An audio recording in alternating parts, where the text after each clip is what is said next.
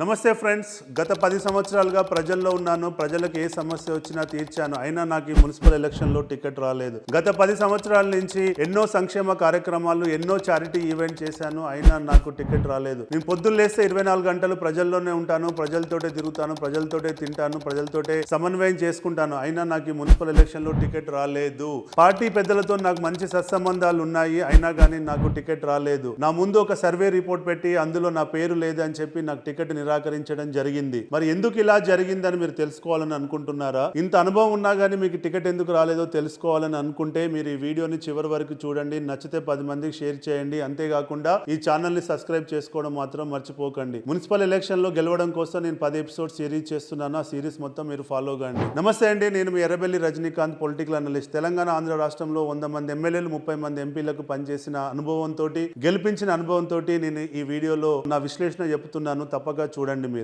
మీరు అడగొచ్చు, ఎందుకు అండి నాకు ఇంత అనుభవం ఉంది, ఇంత పని చేసిన, ప్రజల్లోకి వెళ్ళి సర్వే చేసినప్పుడు నా పేరు ఎందుకు చెప్పలేదు, ఎందుకు నాకు అనుకున్న ఓటు పర్సంటేజ్ రాలేదు అని చెప్పి మీరు అడగొచ్చు. మీరు ప్రజలకి పని చేయడం వేరు. మీరు సీరియస్ గా ఇప్పుడున్న మున్సిపల్ ఎలక్షన్ లో వార్డు మెంబర్ గా పోటీ చేస్తున్నారు అని చెప్పి ప్రజల్లోకి అవగాహన పెంచడం వేరు. మీరు ఎంతసేపు పొద్దున్న లేస్తే లీడర్ల చుట్టూ తిరిగి లీడర్లకు అప్లికేషన్లు పెట్టుకొని లీడర్లు టికెట్ ఇవ్వడానికి ఇన్ఫ్లుయెన్స్ చేసుకోవడానికి ప్రయత్నం చేశారు తప్ప, ఆ లీడర్లు ఇప్పుడు ఎంతో మంది ఆశావాహులు పెరగడం వల్ల ఆ లీడర్లు కూడా ఇవాళ స్మార్ట్ గా యాక్ట్ చేశారన్నది మీరు మర్చిపోతున్నారు. ఎందుకంటే ఇవాళ ఏ వార్డు చూసినా ప్రతి వార్డులో 5-6 ఆస్పిరెంట్స్ ఉండడం వల్ల మీ నియోజకవర్గం స్థాయిలో ఉన్న నాయకులకు కూడా డిసిజన్ తీసుకోవడం కష్టం అయిపోతుంది. కాబట్టి వాళ్ళు కూడా సర్వే ఏజెన్సీలపై డిపెండ్ అయ్యి వాళ్ళు కూడా సర్వేలు, మీ అందరి ఆశావాహులపై సర్వేలు చేయించుకొని ఆ సర్వేలో ఏ డేటా వస్తే, ఎవరికి ఎక్కువ ఓట్ షేర్ వస్తే వాళ్ళకే టికెట్లు ఇవ్వడం మేము చూస్తున్నాం. మరి అలాంటి సందర్భంలో మీరు అప్లికేషన్ పెట్టుకొని లీడర్ చుట్టూ తిరిగారు తప్ప, మీరు ప్రజల్లోకి వెళ్ళి నేను ఈసారి సీరియస్ ఆస్పిరెంట్ అని చెప్పి,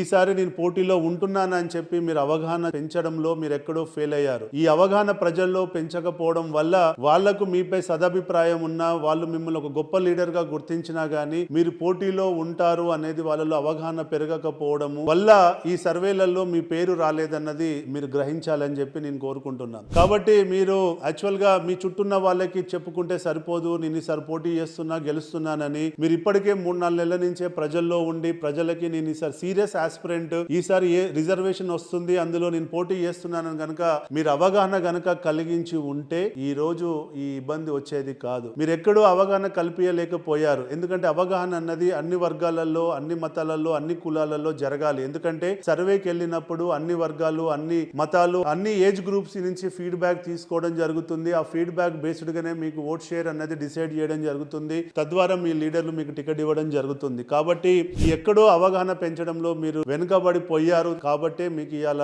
ఆ సర్వేలలో మీకు అనుకున్న స్థాయిలో రిజల్ట్ రాకపోయి ఉండొచ్చు అని చెప్పి నేను అనుకుంటున్నా. కాబట్టి అడగంది అమ్మాయిన అన్నం పెట్టదు అన్నట్టు మీరు గనక పోటీలో ఉండాలనుకున్న వాళ్ళు ముందు నుంచే కొంచెం యాక్టివ్ అయ్యి ప్రజల్లోకి గనక ప్రచారాన్ని తీసుకెళ్తే డెఫినెట్ గా ఇవాళ మీరు సక్సెస్ అయ్యేటువంటి పరిస్థితుల్లో ఉండేవాళ్ళు. అలా చేయకపోవడం వల్లనే ఇవాళ మీరు సర్వేలలో మీ పేరు రాలేదు, తద్వారా మీరు ఇవాళ వెనుకబడిపోయారు. కాబట్టి ఈ అనుభవాన్ని మీ అందరికీ చెప్తే అట్లీస్ట్ నెక్స్ట్ టైం అయినా కానీ మీరు అలర్ట్ అవుతారని చెప్పి ఆ ఉద్దేశంతో నేను వీడియోని చేస్తున్నాను. కాబట్టి నెక్స్ట్ టైం ఇలాంటి మిస్టేక్స్ చేయకండి. పోటీలో ఉండాలనుకున్న వాళ్ళు డెఫినెట్ గా పార్టీలకు అతీతంగా, అన్నిటికి అతీతంగా మీరు ప్రజల్లోకి వెళ్ళండి. ఫస్ట్ ప్రజల్లో మీరు ప్రూవ్ చేసుకోండి. ప్రజల్లో మీరు గెలవడానికి కావాల్సిన అవకాశాలను పెంచుకోండి. తర్వాత వెళ్ళి పార్టీ పెద్దల చుట్టూ తిరిగి టికెట్లు అడగండి. అంతేగాని ఓన్లీ పార్టీ వైపు నాకు తెలిసిన వాళ్ళు ఉన్నారు కాబట్టి అయిపోతుంది అనుకుంటే ఇవాళ మీరు ఇబ్బందిలో పడ్డారు. అదే మళ్ళీ జరగొద్దని నేను ఆశిస్తున్నాను. జై హింద్.